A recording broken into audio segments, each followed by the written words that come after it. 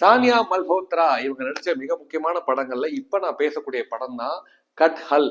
இதை வந்து இங்கிலீஷ்ல எழுதுனா காதல் அப்படின்னு வரும். பட் இருந்தாலும் இந்த கட் ஹல் அப்படிங்கிற படம் ஏன் இன்னைக்கு நம்ம பேசுறோம் அப்படின்னா, இது ஒரு ஃபன்ஃபில்டான என்டர்டைன்மெண்டான ஒரு ஜாலியான படம். இந்த படத்தை வந்து மறக்காம மூவி பஃப் உங்க ஃப்ரெண்ட்ஸ்லாம் இருப்பாங்களா, அவங்களுக்கு எல்லாத்துக்கும் ஷேர் பண்ணுங்க. இதுல வந்து சானியா மல்ஹோத்ரா யாருன்னு உங்களுக்கு தெரியணும்னா, நம்ம டங்கல் படம் அமீர் கானுக்கு டாட்டர் நடிச்சிருப்பாங்க.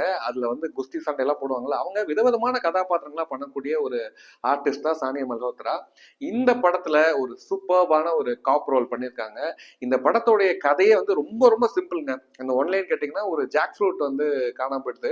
அந்த பலாப்பழத்தை கண்டுபிடிக்க சொல்லி மேலதிகாரிகள்லாம் கொஞ்சம் ப்ரெஷர் கொடுக்கும்போது, இதை கண்டுபிடிச்சாங்களா இல்லையா, இந்த போலீஸ் டிபார்ட்மெண்ட் எப்படிலாம் இதுக்காக எஃபர்ட் எடுத்தாங்கன்னு ஒரு ஒரு நகைச்சுவை மிக்க ஒரு காட்சிகள் அப்படி கொண்டு போறாங்க.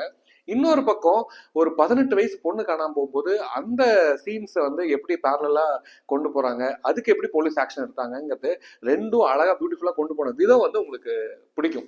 ஸோ இன்னைக்கு நம்ம கட்டால் படத்தை பத்தி ஏன் பேசிட்டு இருக்கோம் அப்படின்னா, நிறைய நல்ல படங்கள் நம்ம வந்து மிஸ் பண்ணிடுறோம். ஸோ மிஸ் பண்ண படங்களை இந்த மாதிரி ஏதோ ஒரு வீடியோ பார்த்து நீங்க லைக் பண்ணி ஷேர் பண்ணி அந்த படத்தை சர்ச் பண்ணி பார்க்கும்போது அந்த படத்துடைய சுவாரஸ்யம் இருக்குல்ல, அது நமக்கு மட்டும் இல்லாம மற்றவங்களுக்கும் தொத்திக்கும்.